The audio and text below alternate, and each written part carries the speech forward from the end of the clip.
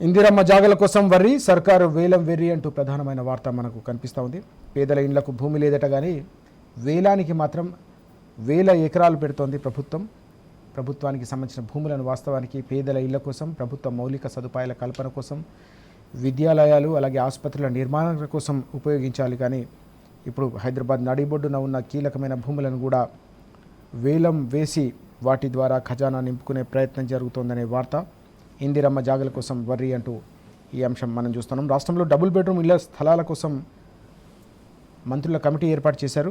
పోలీసులు అలాగే రోడ్లు భవనాల శాఖతో పాటు గ్రహౌండ్ స్థలాలపై కూడా సర్కారు కన్నేసిందంటూ ఈ అంశం.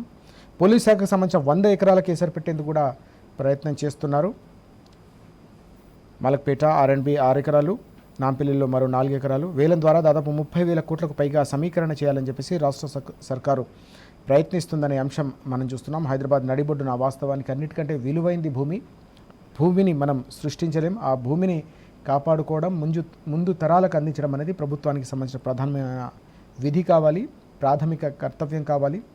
రోజు రోజుకు హైదరాబాద్లో ప్రజా అవసరాలు పెరిగిపోతున్న నేపథ్యంలో వాటి కోసం, రానున్న భవిష్యత్తు అవసరాల కోసం కూడా వాటిని పూర్తిగా అందుబాటులో ఉంచాలి. కానీ దశాబ్దాల పాటు ప్రభుత్వ ఆధీనంలో ఉన్న పోలీసు శాఖకు సంబంధించిన భూములు కావచ్చు, రోడ్లు భవనాల శాఖకు సంబంధించిన భూములు కావచ్చు, గ్రేహౌండ్స్కు సంబంధించిన భూములు కావచ్చు, వీటన్నిటికి సంబంధించిన భూములపై కూడా సర్కారు కన్నేసిందనే అంశం మనకు కనిపిస్తూ ఉంది.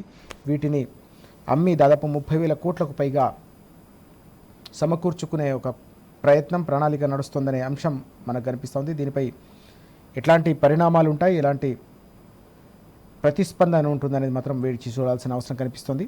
దీంతో పాటుగా ఢిల్లీ యాత్రకు వజ్రోత్సవం అంటూ వార్త. ముఖ్యమంత్రి ఢిల్లీ టూర్ ఏకంగా 75కు చేరుకున్న సందర్భం. ముఖ్యమంత్రి హోదాలో సగటున నెలకు 2 సార్లు అంటే 13 రోజులకు ఒకసారి హస్తినకు ట్రిప్ వేశారు ముఖ్యమంత్రి అంటూ గణాంకాలతో సహా, ఈ లెక్కలతో సహా మనకు కనిపిస్తూ ఉంది. ఎన్నిసార్లు ఢిల్లీకి వెళ్ళినా ఫలితం మాత్రం తెలంగాణకు శూన్యం. ₹1 వచ్చింది లేదు. తెలంగాణకు సంబంధించిన ప్రజల చెమట పైసలు ఢిల్లీలో ముట్ట చెప్తున్నారని చెప్పేసి ఇప్పటికీ అనేక సందర్భాల్లో బీఆర్ఎస్ వర్కింగ్ ప్రెసిడెంట్ కేటీఆర్ గారు మండిపడ్డ సందర్భాన్ని మనం చూసాం. ఈ క్రమంలోనే ముఖ్యమంత్రి ఢిల్లీ టూర్లు ఏకంగా 75కు చేరుకోవడం అనేది ఇప్పుడు తెలంగాణ ప్రజల్లో కూడా పెద్ద ఎత్తున చర్చకు దారితీస్తున్న అంశం. జోరుగా వరి, నీటితో సమానంగా ఇప్పటికే 30 లక్షల ఎకరాల్లో నాట్లు పూర్తి అంటూ ఈ అంశం కూడా కనిపిస్తోంది. ప్రభుత్వ ప్రకటనలు పట్టించుకొని రైతులు అంటూ ఈ వార్త. జోరుగా వరి సాగు మళ్ళీ మొదలైంది. ముందు వారాలు కొంత ఇబ్బంది పెట్టినప్పటికీ తర్వాత అనేక చోట్ల కూడా వర్షాలు కురియడంతో మళ్ళీ రైతులు వరి సాగుకు మొగ్గు చూపిన సందర్భం. 30 లక్షల ఎకరాల్లో నాట్లు కూడా పూర్తయిపోయాయనే వార్త కూడా కనిపిస్తుంది. దీంతోపాటు ఒక బాధాకరమైన అంశం కూడా మనకు ఇక్కడ చూస్తూ ఉన్నాం. అప్పుల బాధతో 2 రైతులు ఆత్మహత్య చేసుకున్న దయనీయమైన సంఘటన సిద్దిపేట జిల్లాలో ఒకటి, మానుకోట్లో మరొకటి జరిగింది. ఆ వార్త కూడా కనిపిస్తుంది. ఇక అప్పుల కుప్ప పెరిగిపోతుంది. రాష్ట్రంలో 2,500 కోట్లు అప్పు మరోసారి ప్రభుత్వం తీసుకుంటుంది. రేవంత్ సర్కార్ ఆల్ టైమ్ రికార్డ్ అంటూ ఈ వార్త. ఆర్థిక సంవత్సరంలోనే ఏకంగా 35,000 కోట్లకు పైగా రుణం తీసుకున్న సందర్భం. వార్షిక రుణ పరిమితిలో ఇది ఇప్పటికే దాదాపు 45% వరకు పూర్తయిపోయింది. మంగళవారం వచ్చిందంటే చేయి చాస్తున్న సర్కార్ అంటూ ఈ వార్త కనిపిస్తోంది. ఇక సీఎం టూర్, అసెంబ్లీకి బ్రేక్ అంటూ వార్త. 24 రోజుల విదేశీ పర్యటన కోసం సమావేశాలు కూడా వాయిదా వేశారంటూ ఈ అంశం కనిపిస్తూ ఉంది.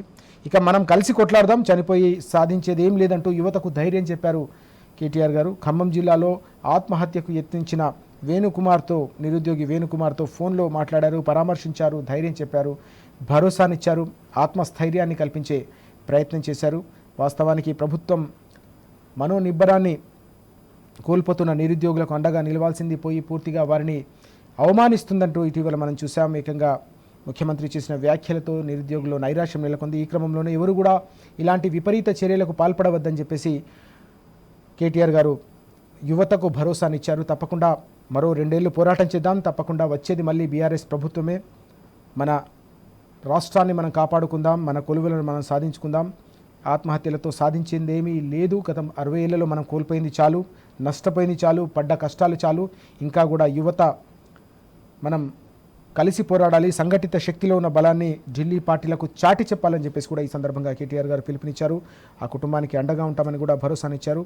నిరుద్యోగులు తప్పకుండా రానున్న రోజుల్లో మనం మరింత కలిసికట్టుగా ఈ ఢిల్లీ పార్టీలకు వ్యతిరేకంగా పోరాటాలు చేసి హక్కులు సాధించుకుందాం తప్ప ఎవరు కూడా ఇలాంటి చర్యలకు పాల్పడవద్దని పిలుపునిచ్చిన అంశం కూడా మనకు ప్రధానంగా కనిపిస్తూ ఉంది. ఇక బతికుండగానే బకాయిలు ఇవ్వండి అని చెప్పి ఉద్యమిస్తున్న అంశం కూడా కనిపిస్తుంది. జీవితకాలం ఆర్టీసీకి సేవలు చేస్తే చివరికి రోడ్డున పడేస్తారంటూ ఉద్యోగులు, కార్మికులు, కర్షకులంతా కూడా రోడ్డున పడతా ఉన్నారు. ఓవైపు అన్నదాతల ఆందోళనలు జిల్లాలో కొనసాగుతూ ఉంటే మరోవైపు హైదరాబాద్లో అనేక ప్రాంతాల్లో కూడా ఆర్టీసీ కార్మికులు కూడా కదం తొక్కుతున్న సందర్భం మనకు కనిపిస్తుంది. ఇక టీచర్లు కూడా పోరుబాట పడతా ఉన్నారు. వాటికి సంబంధించిన వార్త కూడా చూస్తూ ఉన్నాం. ఏ వర్గం చూసినా కూడా పూర్తి స్థాయిలో ఆందోళన పథంలో ఉంది రాష్ట్రంలో. ఉపాధ్యాయుల సమస్యలు పరిష్కరించాలని వారంతా కూడా డిమాండ్ చేశారు. పీఆర్సీ ప్రకటించే వరకు కూడా నల్ల బ్యాడ్జీలతో విధులకు హాజరవుతామని వెల్లడించారు. 29వ తేదీన ఇందిరా పార్క్ వద్ద ఏకంగా మహాధర్నాకు టీచర్లు పిలుపునిచ్చిన అంశం కూడా మనకు కనిపిస్తూ ఉంది. 1 కాదు 2 కాదు ఏకంగా 4 దశల ఉద్యమ కార్యాచరణను ప్రకటించింది యూఎస్పీసీ. రానున్న రోజుల్లో ఆ ఆందోళన కూడా ఉధృతం కాబోతున్న అంశం కూడా మనం చూస్తూ ఉన్నాం. ఇవి మనకు కీలకంగా కల్పిస్తున్న వార్తలు.